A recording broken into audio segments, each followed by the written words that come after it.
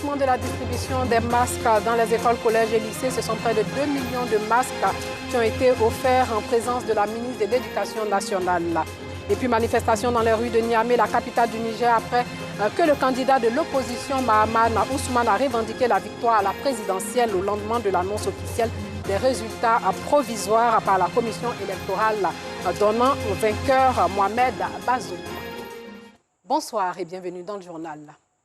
L'OMS, l'UNICEF et la FIMADA font un don de près de 2 millions de masques et plusieurs kits de protection contre le coronavirus au ministère de l'Éducation nationale, de l'enseignement technique et de la formation professionnelle. La cérémonie s'est déroulée au collège moderne Sogefia de la commune d'Abobo et ce sont près de 2 millions de masques qui ont été offerts à Alassane Drabo.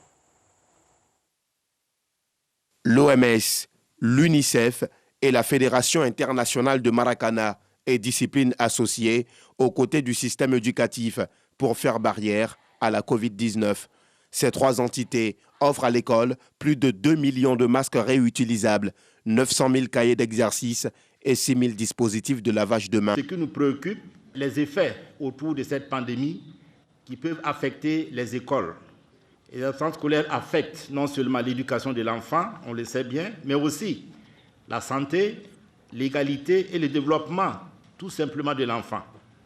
Et les fermetures de classes suite à ces pandémies perturbent naturellement tous les services qui sont offerts autour de l'école. Lancée le 12 février dernier, la campagne de remobilisation des acteurs de l'école vise à briser la chaîne de contamination. À l'école, ces 3 dernières semaines, 1115 cas de contamination ont été recensés. Un chiffre alarmant qui rappelle l'impérieuse nécessité de respecter les mesures barrières. Désormais, plus aucun élève n'aura accès aux salles de classe sans son masque. Nos partenaires ne font donc pas les choses à moitié. Pourtant, tous leurs efforts seraient vains si nous n'avons pas, pour notre part, conscience de nos responsabilités. Je voudrais engager chacun et chacune à prendre toute sa place dans la lutte contre la Covid-19 en milieu scolaire. L'école ivoirienne, dont la vitalité n'est plus à démontrer, ne pourrait baisser la garde face à ce niveau de défi. Elle doit être à l'avant-garde des bonnes pratiques pour insuffler une dynamique nationale positive face à cette maladie pernicieuse.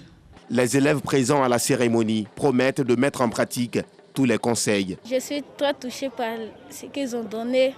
Là, ça va pouvoir nous protéger. On va prendre pour nous se protéger du coronavirus parce qu'il touche toute personne, ceux qui ne se protègent pas. Je vous remercie de nous avoir donné ces masques qui vont nous protéger de la maladie à coronavirus. À ce jour, la Côte d'Ivoire compte 32 124 cas de Covid-19, 31 096 guéris et 188 décès.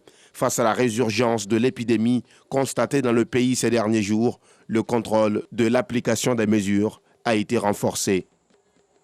Le coronavirus, parlons-en, le Ghana a reçu la première livraison mondiale du vaccin gratuit. Le dispositif COVAX a destiné à fournir les pays à revenus faibles et intermédiaires à expédier 600 000 doses AstraZeneca Oxford à Accra. Le Ghana, pays anglophone d'Afrique de l'Ouest, a enregistré 80 759 cas de coronavirus, dont 582 morts dus au Covid-19.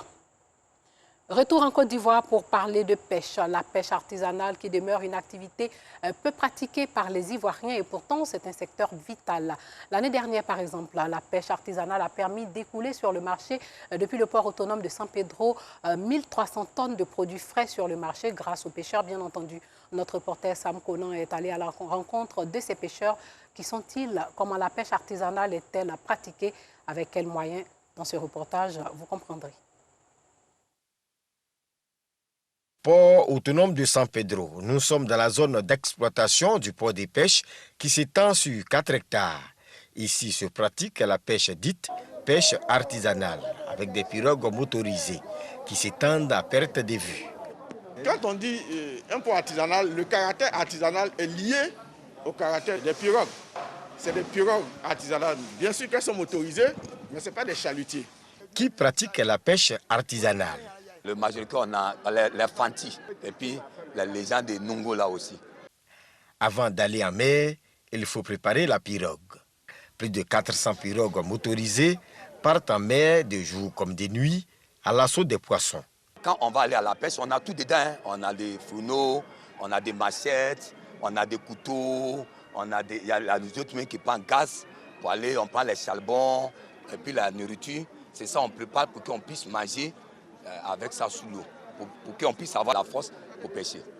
Tu vois les caisses qu'elle a, on met la graisse dedans et puis on prend notre carburant, tout ça là. Quand on rentre sous l'eau, on perd les sardines ici pour aller à la pêche.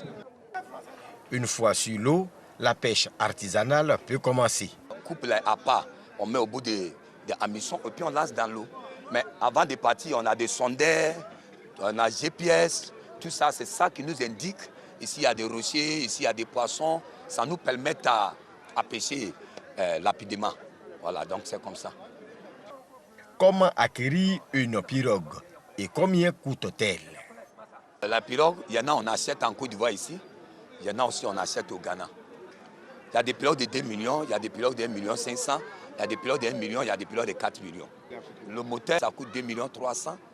Maintenant, ça c'est 40 chevaux. Maintenant, le 15 chevaux, il coûte 1,6 million.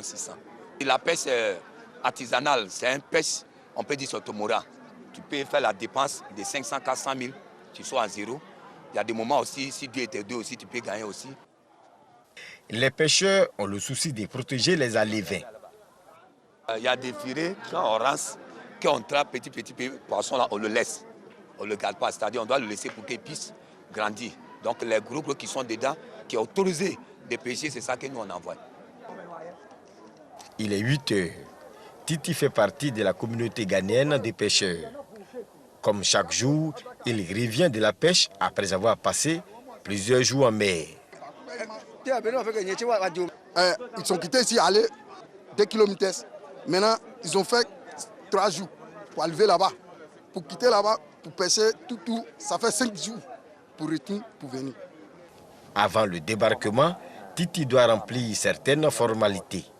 D'abord, le contrôle de ses papiers qui l'autorisent à pratiquer la pêche. Un contrôle effectué par les agents de la police maritime qui assurent la sécurité. Je vous aperçois, oui, avancez. Nous voyons aussi sur l'application stricte des règles en matière de pêche. Donc là, la vedette arrive, tout à l'heure on va passer au contrôle documentaire et puis après nous allons sécuriser tous les débarquements. Ensuite interviennent les agents du ministère des Ressources animales et halieutiques qui doivent inspecter les poissons pêchés. Quand la pirogue arrive, dès qu'on ouvre la caisse, on regarde d'abord l'état de la glace, la couleur de la glace. Et dès qu'on commence à faire sortir le poisson, on voit la fraîcheur avec le thermomètre. Ce thermomètre-là nous permet de déterminer si ça a été bien glacé ou pas. Maintenant, on prend un poisson, un échantillon, dans ce qu'on a vu, et on voit la fraîcheur, si ce n'est pas altéré avant que les gens ne glacent. Mais en temps, on s'assure que le poisson se fait par type ou par espèce. Une fois la qualité du poisson certifiée, c'est l'étape de la pesée. La pesée sert à faire les statistiques, pour savoir quel type de poisson nous avons reçu ce jour. Et surtout dans cette pirogue, la pirogue que nous venons de débarquer. Et donc, en ce moment, on vient de peser 100 kg de céréales. Et on a donné au propriétaire, c'est-à-dire à la marailleuse, qui va reconditionner. Donc nous procédons à la pesée pour pouvoir délivrer les redevances, les tickets, parce que toutes ces activités-là sont assujetties à des redevances. Et nous prenons aussi les espèces parce qu'après nous élaborons les statistiques pour savoir un peu les différentes qualités de poissons qui passent par le port. Quelles sont les variétés de poissons qui sortent du port de pêche de San Pedro? On a les sardinelles, on a les thons, les différentes espèces de thon, thon boni, thon albacore. Et puis on a les poissons nobles comme le mérou blanc, le mérou noir, les capes rouges, les dorades. On a les pageaux, les brochets, les capes blanches, les sols, les sosos. Voilà, capitaine. Après la pesée, les marailleurs vendent le poisson à des grossistes qui, à leur tour, expédient tout le poisson ou presque sur Abidjan. En plus du port de pêche artisanal, la Direction générale du port autonome de San Pedro envisage de créer un port de pêche semi-industriel pour satisfaire la demande. On a en projet la construction d'un port de pêche semi-industriel qui va accueillir plus de chalutiers. Ça ne veut pas dire que le port artisanal va disparaître, on va le déplacer ailleurs. En 2020, 1300 tonnes de produits frais sont sortis du port de pêche de San Pedro. La pêche artisanale est un secteur vital. La Direction générale du port de San Pedro invite les jeunes Ivoiriens à s'y intéresser davantage. L'entrepreneuriat féminin est toujours d'actualité. La Jeune Chambre internationale Abidjan-Ivoire a procédé au lancement du programme de formation Femmes G6, Femmes Leaders. Un programme qui vise à renforcer les capacités des femmes en vue de faciliter leur autonomisation. Les femmes africaines face aux défis du numérique, c'est le thème du programme de formation dédié à 40 femmes sélectionnées dans divers secteurs d'actualité. Le reportage de Nousangaré commenté par Clément Boko. Encourager le leadership et l'entrepreneuriat féminin. C'est tout le sens du programme de formation Femmes G6, Femmes Leaders. Un programme initié par la Jeune Chambre internationale Abidjan-Ivoire à l'intention de la gente féminine. 40 femmes sur 98 sélectionnées dans divers secteurs d'activité sont concernées par ce projet. Ce sont des femmes qui sont en activité, certaines sont étudiantes. Dans tous les cas, ce sont des femmes porteuses de projets ou des femmes entrepreneurs. Nous avons initié ce projet qui fait maintenant 10 ans. 10 ans, nous avons formé des femmes, gratuitement des femmes, sur plusieurs thématiques qui partaient d'abord de l'inclusion financière, de l'agriculture, l'agro-industrie. Et pour cette année, nous avons décidé de pouvoir former les femmes sur le digital. Les femmes africaines face aux défis du numérique. Thème de cette conférence. Une thématique pour renforcer la capacité technique et opérationnelle des femmes dans le digital. Selon la conférencière, le numérique se positionne aujourd'hui comme un outil important pour l'autonomisation de la femme. C'est pourquoi elle les invite à développer leurs compétences dans le domaine du numérique. Si les femmes ne sont pas instruites, il sera difficile à ces femmes-là de pouvoir prendre leur place dans le numérique. Et il faut d'abord l'alphabétisation, renforcer les capacités dans le domaine du numérique, dans le domaine du digital, dans le domaine du e-commerce, du e-paiement, dans le domaine de l'écriture. Parce que le numérique aujourd'hui permet à ces femmes-là d'exposer toutes les richesses culturelles sans avoir à se déplacer. C'est-à-dire si vous êtes une femme qui est dans le domaine, on va dire, de la maroquinerie, que vous faites par exemple des chaussures à partir de certains produits qui sont africains, vous pouvez les vendre à partir du numérique dans tous les pays que vous voulez. La conférencière invite également les autorités à la mise en place d'un traitement préférentiel en vue d'encourager la gente féminine au rendez-vous d'affaires.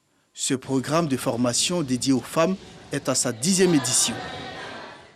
Hors de chez nous, manifestation dans les rues de Niamey, la capitale du Niger, après que le candidat de l'opposition, Mahaman Ousmane, a revendiqué la victoire à la présidentielle au lendemain de l'annonce officielle des résultats provisoires par la commission électorale donnant pour vainqueur Mohamed Bazoum.